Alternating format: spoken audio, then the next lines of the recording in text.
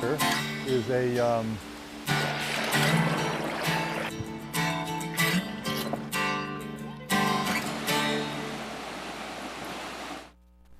Hello, welcome to Walk in the Park. My name is Tony Ingram, and this is March 14th, 2018. You can see all my episodes of Walk in the Park, walkinthepark.tv. That's my video website. Go see all my episodes. This is episode 190. This is public access television, public community, Pegasus Community Media Center in Ithaca, New York. And you can see all the series that go on in Pegasus shows, Public Access Community Media Center at pegasus.webstarts.com. That's our website. Find all about it. You can also see us on our Facebook page at Pegasus TV and post things on there. We can take a look. Sometimes we have the shows posted there. We also have some of the shows actually posted online on the Pegasus website at pegasus.webstarts.com. So you can become a Pegasus producer, a public access community media producer. You can just go to the website. It'll give you the information about the next training we have there, or next orientation session, find out about it. And then there is a training session, I think it goes about 4 weeks, for both what they call a portable class and a studio class. So there's a studio productions center here. There's a whole studio. You can go in there and have a show, or you can take out video equipment in the field and bring back and edit a show in the editing suites we have here. So this week we're going to do a show called Gorges in Stereo, and that's what that is there, a stereograph, and we'll get more into what that's about here in a second here. But we're going to go to I think we're going to go to Robert Treman State Park. Here's our space picture here of Ithaca, the southern end of Cayuga Lake in the Finger Lakes region, and we'll zoom down. You see just lower left of center is a label that says Robert Treman State Park. We'll zoom down there, and you can see a gorge going across the middle of the map of the picture there, and that is the park. And we're going to take a look at some old stereo stuff from there, some old photographs. So this is this is a stereograph, stereoscope. Well, here's the this is from the 19th century. This is from the 1800s or maybe early 1900s. And it's a picture of the upper gorge in the park. So it was taken by a double camera, a stereo camera. Look at that thing. And so the camera would take two pictures that were side by side, just slightly set apart, so that the pictures would be about the same distance apart as your eyes are apart when you look at something. And then you would look at it through a device like this, which is a stereo viewer. And there is a double picture in there, and you would put that up to your eyes, and you would see a three-dimensional image, just like we see with our eyes normally. Here's a woman doing that back in the day with a different kind of stereo viewer. So when I was a kid, we had these things called ViewMaster, which had the same sort of thing in a disc that rotated in a little plastic viewer. And we don't have those much anymore, but people are reviving the art, as I'll show you a little bit later. So let's take a look at this scene right here. This is in the upper gorge. It might be kind of hard to make out here. I've cropped out a one of the pictures, and maybe you're familiar with this scene here. There's a slot that goes through starts in the upper park and goes into the main upper gorge. Down in the back, there's actually a footbridge that goes across it you may be familiar with. But this is the same scene today, maybe 100 years later or more, that this picture was taken. You can see there's been a little bit of change in the geology there, a little bit of change in the rocks. But what's changed really is the technology and the people. So probably everybody that was in this picture, or could have been in this picture, or took this picture, is gone today. So it's kind of interesting. The landscape stays and changes, but the people come and go. So I guess that's the story of the world. So I've got some other pictures that were donated to the Friends of Robert H. Treman State Park, and I'm on their board,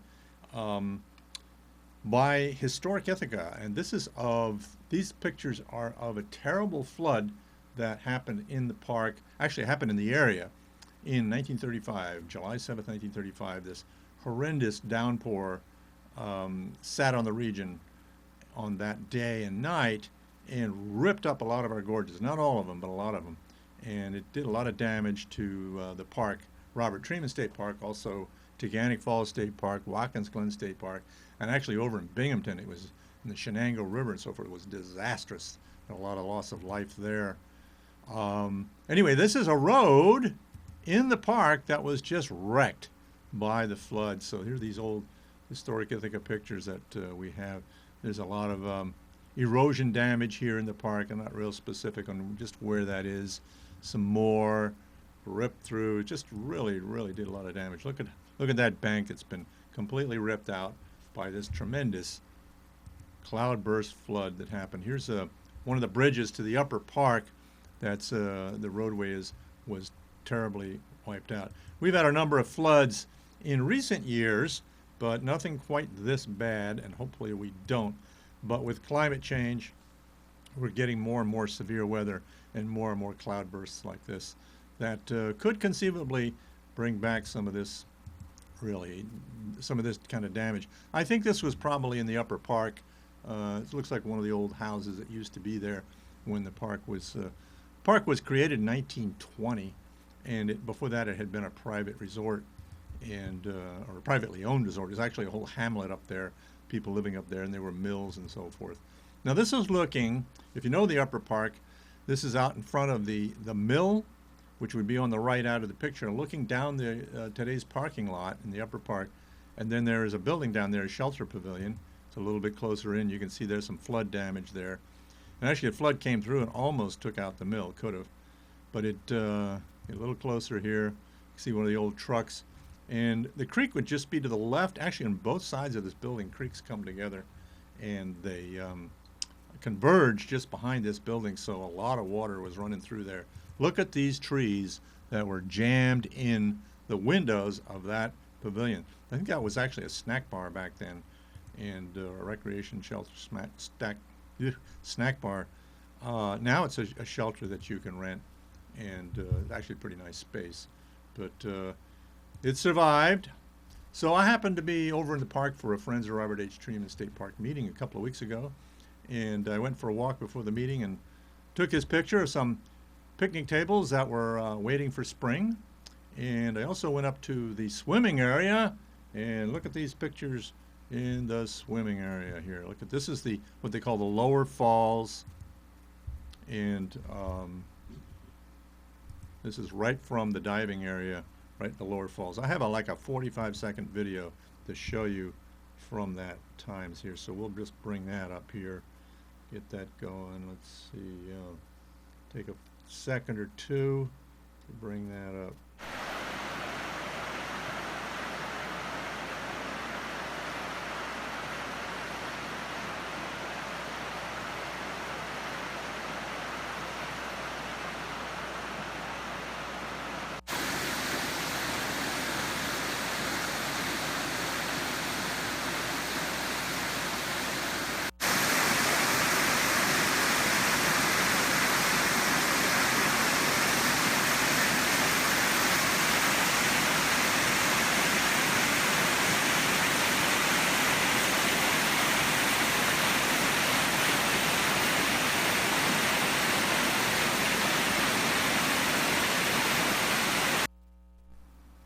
So not much ice on the falls, actually none. Although earlier in the winter we had a cold spell, and I imagine quite a bit of ice built up on there, because it did on the other waterfalls around. So most of our winter has been kind of like this, where 20s and 30s and 40s and back and forth, and some thaws and so forth. So still a lot of flow. Some winters that waterfall and other waterfalls appear to be completely frozen over, and they probably are frozen over. There might be a little flow underneath the waterfall.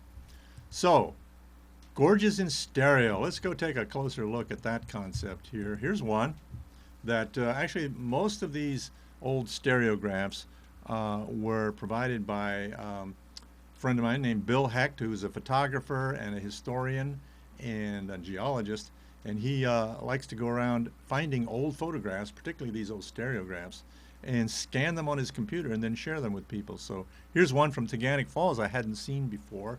This is at the overlook, which you can see it has those wooden railings, and those people seem to feel pretty confident about it. I cropped out an individual image there from that, and so there, people enjoyed the Taughannock Falls as they do today. They enjoyed it back in the 1800s, beginning about in the Civil War.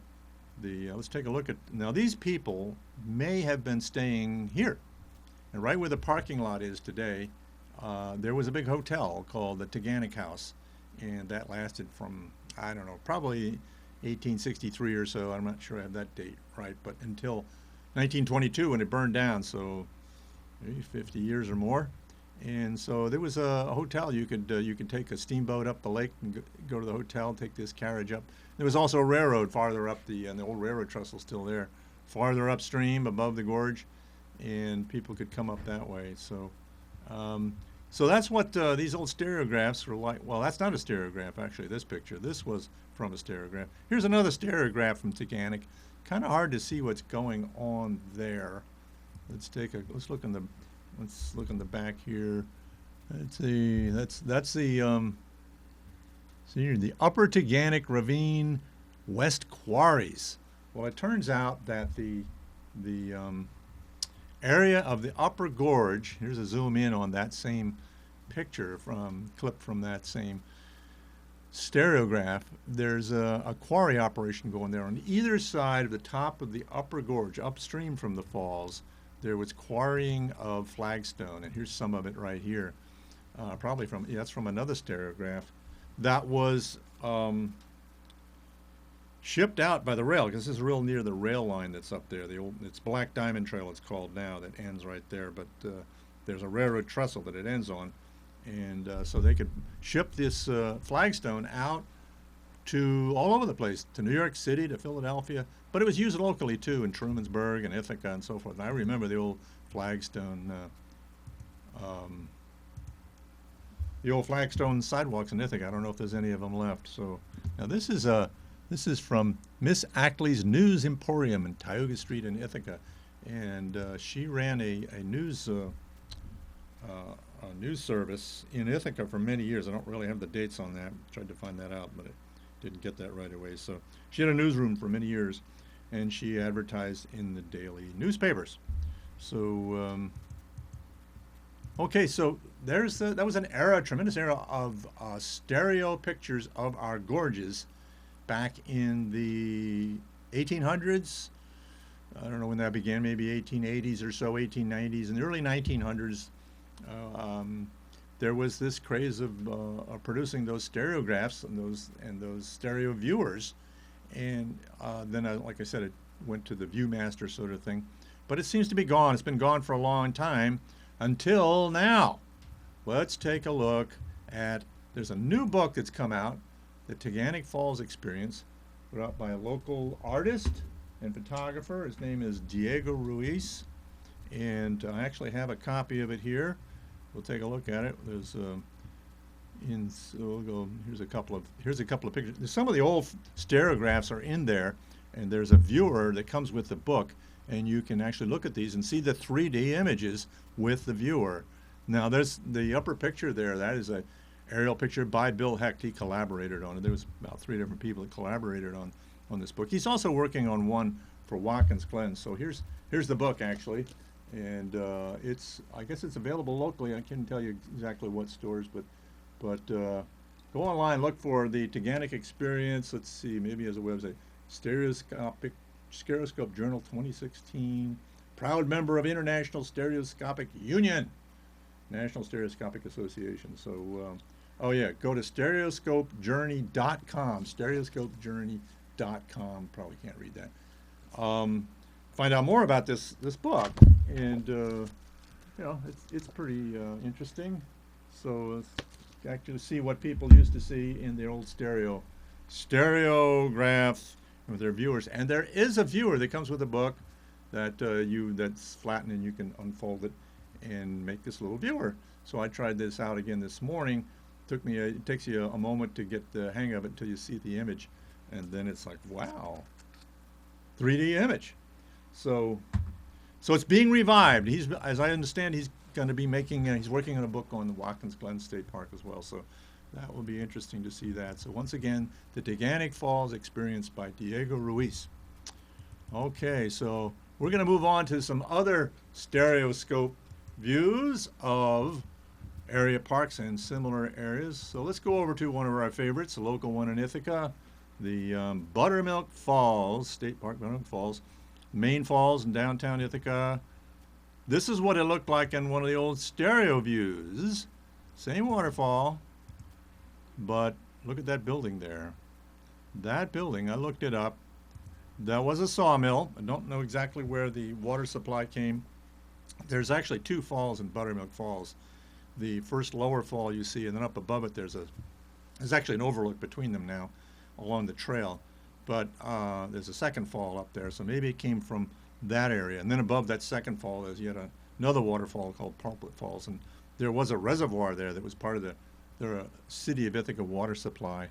But anyway, and back in Robert Treman times, and Robert H. Treman actually owned the city water, part of the city water supply of Ithaca.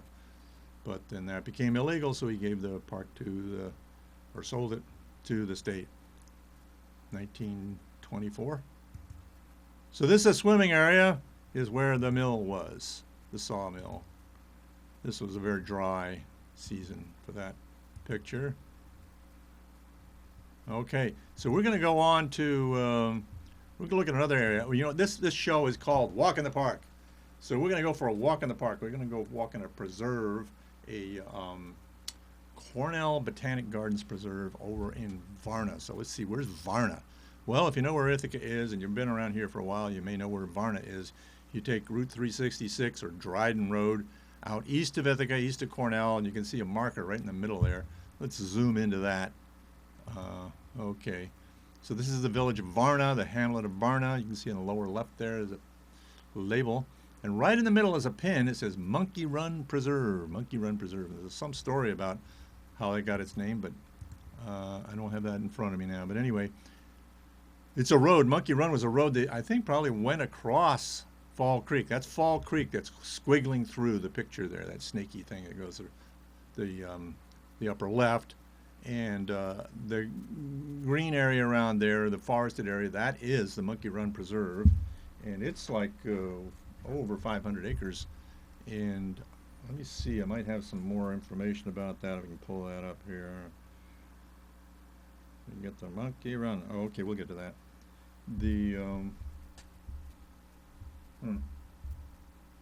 Okay, so anyway, where that pin is about where I started my hike, and there's a Monkey Run Road which dead ends, probably across the creek at one time, because there's an access from the north side into the creek there called Monkey Run as well, off the Lower Creek Road. But this is from Varna, the Varna side, and you walk in and park your car, drive in, sorry, park your car, and here's a Cornell Botanic Gardens map of the preserve, and I'll just read a little bit off of there. 500 acres of natural area as part of a long biological corridor extending along Fall Creek from the northeastern edge of Tompkins County to Cayuga Lake. Cornell Botanic Gardens manages the forest along Fall Creek, while other departments and organizations manage adjacent open land and conifer plantation forest. It's heavily used for recreation, hiking, skiing, and canoeing, and is especially important for birding. So what we're going to do is go for a little, this is along the creek there. This is the beginning of the trail right from that little parking lot. We're going to go for a little walk along the trail, an annotated walk. So stand by here while I bring that up, or walk along the trail in Monkey Run Preserve. One of the trails, there's many trails.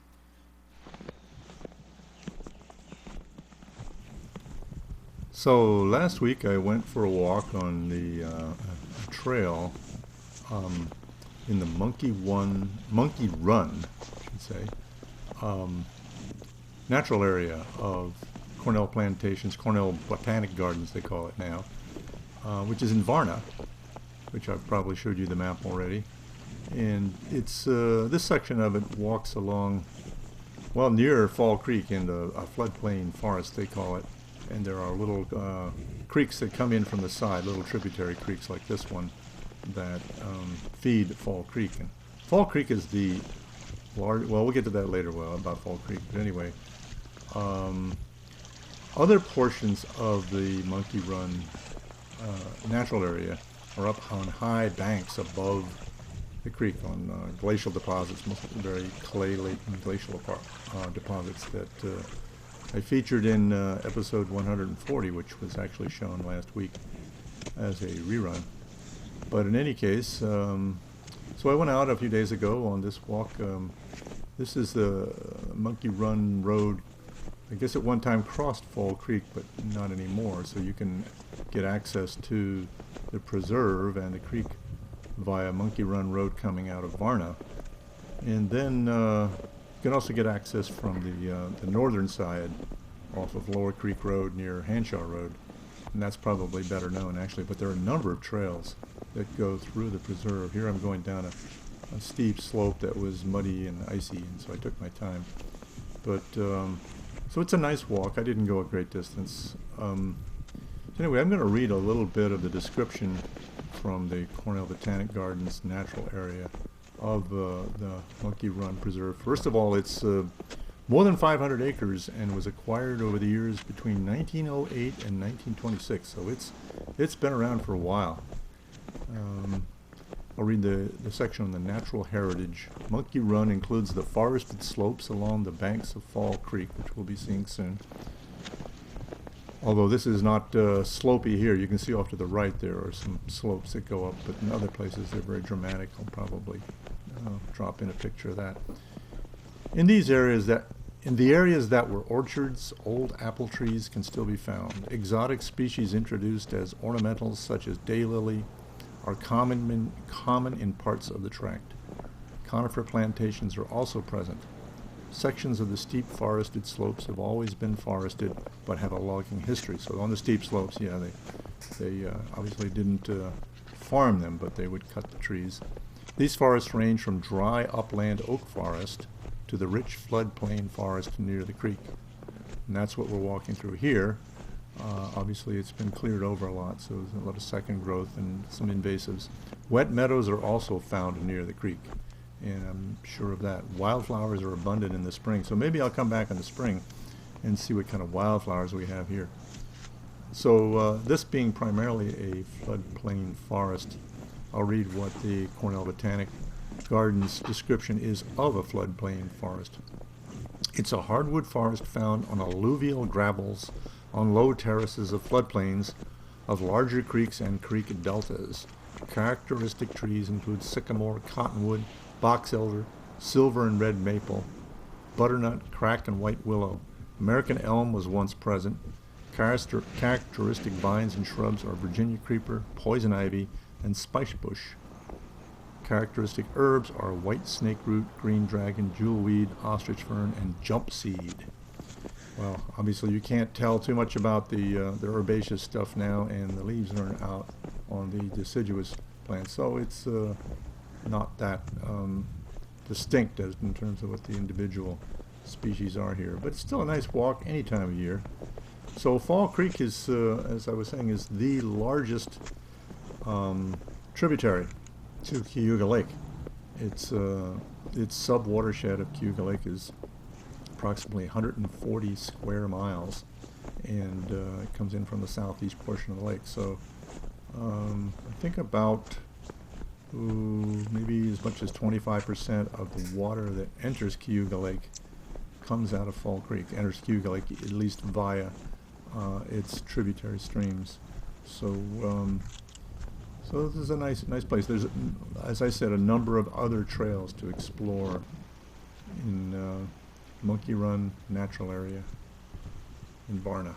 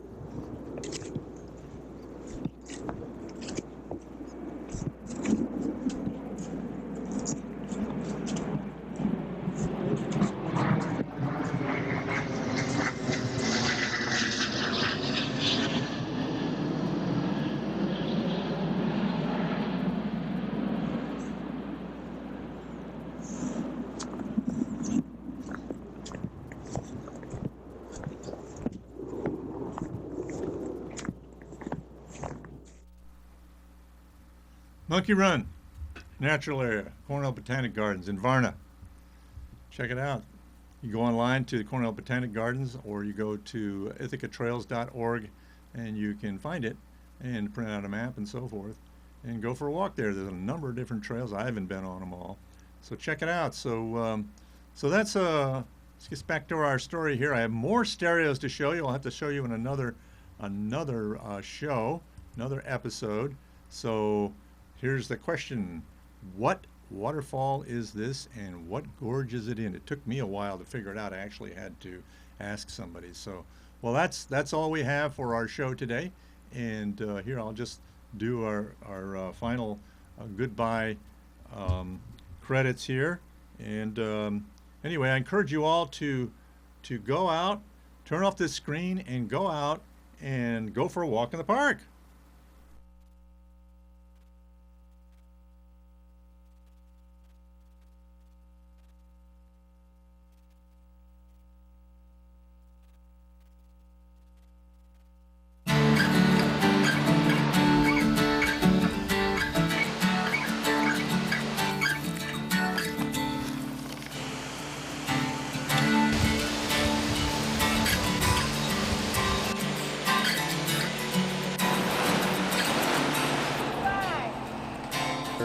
Is a